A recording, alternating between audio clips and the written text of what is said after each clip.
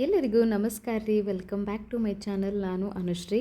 ನಾನು ಇವತ್ತಿನ ದಿನ ಕ್ಯಾಬೇಜ್ ಪಲ್ಯನ ಯಾವ ರೀತಿ ಮಾಡೋದಂತ ತೋರಿಸ್ಕೊಡಕತ್ತೀನಿ. ಅತಿ ಭಾರಿ ಸಿಂಪಲ್ ರೆಸಿಪಿ ಅದ. ಸೊ ಈ ರೀತಿ ನಾ ತೋರಿಸಿದಂಥ ಕ್ಯಾಬೇಜ್ ಪಲ್ಯನ ಒಮ್ಮೆ ಆದರೂ ನೀವು ಟ್ರೈ ಮಾಡಿ ನೋಡಿರಿ. ಹಂಗೆ ಯಾರೆಲ್ಲ ನೀವು ನಮ್ಮ ಚಾನಲ್ನ ಸಬ್ಸ್ಕ್ರೈಬ್ ಮಾಡ್ಕೊಂಡಿಲ್ಲ ಪ್ಲೀಸ್ ದಯವಿಟ್ಟು ಸಬ್ಸ್ಕ್ರೈಬ್ ಮಾಡ್ಕೊಳ್ರಿ. ಹಂಗೆ ಒಂದು ಬೆಲ್ ಬಟನ್ ಮೇಲೆ ಕ್ಲಿಕ್ ಮಾಡಿ ಒಂದು ಲೈಕ್ ಮಾಡಿರಿ. ಬನ್ರಿ ಇವಾಗ ನಾವು ಕ್ಯಾಬೇಜ್ ಪಲ್ಯನ ಯಾವ ರೀತಿ ಮಾಡೋದಂತ ತೋರಿಸ್ಕೊಡ್ತೀನಂತ. ಸೊ ನಾನಿಲ್ಲಿ ಮೊದಲೇದಾಗಿ ಒಂದು ಕ್ಯಾಬೇಜ್ ಗಡ್ಡಿನ ಪೂರ್ತಿ ಸ್ಲೈಸ್ ಆಗಿ ನಾನು ಇಟ್ಕೊಂಡಿದ್ದೀನಿ ನೋಡಿರಿ. ಸೊ ಇವಾಗ ಅದನ್ನು ಕ್ಲೀನಾಗಿ ವಾಶ್ ಮಾಡಿಕೊಂಡು ಒಂದು ಬಾಳಿಗೆ ಬಿಸಿ ಇಟ್ಕೊಂಡು ಆ ಬಾಳಿಗೆ ಹಾಕ್ಕೊಂಡು ನಾವು ಈ ರೀತಿ ಸ್ವಲ್ಪ ಚಂದಾಗ ನಾನು ಇದನ್ನು ಹುರ್ಕೊಳ್ಬೇಕಾಗತ್ತೆ ನೋಡಿರಿ. ಸೊ ಇದರಲ್ಲಿ ನೀರಿನ ಅಂಶ ಬಿಡುತ್ತೆ. ಸೊ ಅದೇ ನೀರಿನ ಅಂಶದೊಳಗೆ ಇದು ಬೆಂದತ್ತೆ ನೋಡಿರಿ.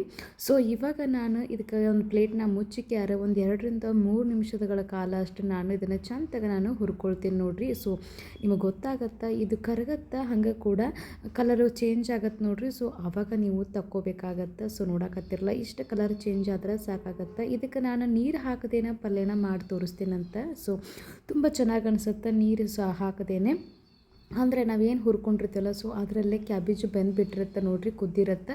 ಈ ಕಡೆ ಒಗ್ಗರಣೆಗೆ ನಾನೊಂದು 3 ಚಮಚದಷ್ಟು ಎಣ್ಣೆ ಹಾಕ್ಕೊಳ್ಳಕತ್ತೀನಿ. ಒಂದು ಅರ್ಧ ಚಮಚದಷ್ಟು ಸಾಸಿವೆ ಜೀರಿಗೆ ಹಾಕ್ಕೊಂಡ್ಬಿಟ್ಟು ಎರಡೂ ಚಟಪಟ ಅಂತ ಸಿಡಿಬೇಕು ನೋಡಿರಿ. ಸೊ ಇದು ಸಿಡಿದ ಆದಮೇಲೆ ನಾನು ಒಂದು 3 ಹಸಿಮೆಣಸಿನ್ಕಾಯಿ ಕಟ್ ಮಾಡಿ ಹಾಕ್ಕೊಂಡಿದ್ದೀನಿ. ಸೊ ನೀವು ಖಾರ ಜಾಸ್ತಿ ಇಷ್ಟಪಡೋರಾಗಿದ್ದರೆ ನೀವು ಹಸಿಮೆಣಸಿನ್ಕಾಯಿನ ಇನ್ನೊಂದೆರಡು ಜಾಸ್ತಿ ಹಾಕೋಬೋದು ನೋಡಿರಿ. ಹಂಗೆ ನಾನು ಇದಕ್ಕೆ ಒಂದು ಉಳ್ಳಾಗಡ್ಡಿನ ಕಟ್ ಮಾಡಿ ಹಾಕ್ಕೊಳ್ಳಕತ್ತೀನಿ ಸಣ್ಣಗೆ. ಹಂಗೆ ಕರಿಬೇವು ಸೊಪ್ಪನ್ನು ಹಾಕ್ಕೊಂಡ್ಬಿಟ್ಟು ಇದನ್ನು ಪೂರ್ತಿ ಸ್ವಲ್ಪ ಎಣ್ಣೆ ಒಳಗೆ ನಾವು ಹುರ್ಕೊಳ್ಬೇಕಾಗತ್ತೆ. ಸ್ವಲ್ಪ ಕರಿಲಿದೆ ಇದು ಉಳ್ಳಾಗಡ್ಡಿ ಹಸಿ ವಾಸನೆ ಎಲ್ಲನೂ ಹೋಗ್ಬೇಕು ನೋಡಿರಿ. ಸೊ ಆಮ್ಯಾಗ ಇದಕ್ಕೆ ಸ್ವಲ್ಪ ರುಚಿಗೆ ತಕ್ಕಷ್ಟು ಉಪ್ಪು, ಹಂಗೆ 1 ಚಮಚದಷ್ಟು ಅರಿಶಿನ ಪುಡಿನ ಹಾಕ್ಕೊಳ್ಳಕತ್ತೀನಿ. ಸೊ ನೀವು ಇದನ್ನು ಈ ರೀತಿ ಕ್ಯಾಬೇಜ್ ಪಲ್ಯನೂ ರೊಟ್ಟಿ ಚಪಾತಿ ಅನ್ನಕ್ಕಂತೂ ತುಂಬ ಚೆನ್ನಾಗಿ ಅನಿಸುತ್ತೆ. ಹಾಗೆ ಈಸಿಯಾಗಿ ಕೂಡ ಮಾಡ್ಕೋಬೋದು. ಜಾಸ್ತಿ ಸಾಮಗ್ರಿಗಳನ್ನ ಏನು ಯೂಸ್ ಮಾಡ್ಕೊಗಿಲ್ಲ, ಮನೇಲೇ ಇರ್ತಕ್ಕಂಥ ಪದಾರ್ಥಗಳನ್ನು ಯೂಸ್ ಮಾಡಿಕೊಂಡು ಈಸಿಯಾಗಿ ಕ್ವಿಕ್ಕಾಗಿ ಮಾಡ್ಕೋವಂಥ ರೆಸಿಪಿ ಇದು ಕ್ಯಾಬೇಜ್ ಪಲ್ಯ ನೋಡಿರಿ. ಸೊ ಮಧ್ಯಾಹ್ನ ಊಟಕ್ಕಾದರೂ ಮಾಡ್ಕೋಬೋದು, ಹಾಗೆ ನೈಟ್ ಊಟಕ್ಕೂ ಮಾಡ್ಕೋಬೋದು, ತುಂಬ ಚೆನ್ನಾಗಿರುತ್ತೆ. ಹಾಗೆ ಇದಕ್ಕೆ ಮೇಲ್ಗಡೆ ನಾನು 1 ಚಮಚದಷ್ಟು ಹಬೀಜ್ ಪುಡಿನ ಹಾಕ್ಕೊಳ್ಳಕತ್ತೀನಿ, ಅಂದ್ರೆ ಧನಿಯಾ ಪೌಡ್ರ್ ಹಾಕ್ಕೊಳ್ಳಕತ್ತೀನಿ ನೋಡಿರಿ.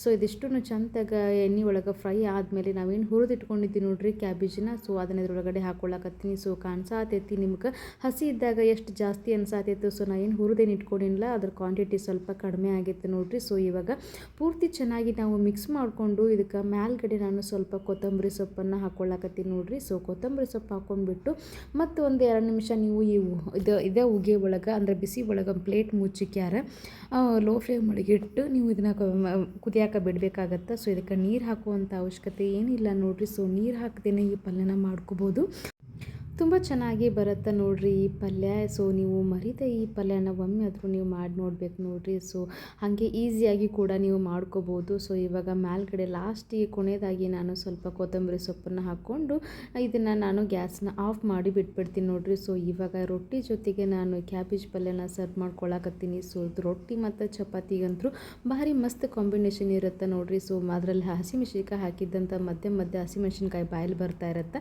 ಸೊ ತುಂಬ ಚೆನ್ನಾಗಿರುತ್ತೆ. ಹಾಗೆ ನೀವು ಇದನ್ನು ರೊಟ್ಟಿ ಮತ್ತು ಚಪಾತಿ ಮತ್ತು ಹಾಗೆ ನೀವು ಪೂರಿಗೂ ಕೂಡ ನೀವು ಸರ್ವ್ ಮಾಡ್ಕೋಬೋದು, ತುಂಬ ಚೆನ್ನಾಗಿರ್ಸುತ್ತೆ. ಸೊ ಇದು ಉತ್ತರ ಕರ್ನಾಟಕದ ಶೈಲಿ ಒಳಗೆ ಕ್ಯಾಬೇಜ್ ಪಲ್ಯನ ಯಾವ ರೀತಿ ಮಾಡೋದು ಕ್ವಿಕ್ಕಾಗಿ ಅಂತ ನಿಮಗೆ ಇವತ್ತಿನ ದಿನ ನಾನು ತೋರಿಸ್ಕೊಟ್ಟೇನಂತ. ಸೊ ನೀವು ಈ ಕ್ಯಾಬೇಜ್ ಪಲ್ಯನ ಮನ್ಯಾಗ ಮಾಡಿರಿ. ಹಂಗೆ ನೀವು ಪ್ಲೀಸ್ ನಮ್ಮ ಚಾನಲ್ನ ಸಬ್ಸ್ಕ್ರೈಬ್ ಮಾಡ್ಕೊಳ್ಳೋಂತ ಕೇಳ್ಕೊತೀನಿ ರೀ. ಸೊ ಮತ್ತೆ ಮುಂದಿನ ವಿಡಿಯೋದಲ್ಲಿ ಸಿಗ್ತೀನಂತ್ರಿ. ನಮಸ್ಕಾರ ರೀ.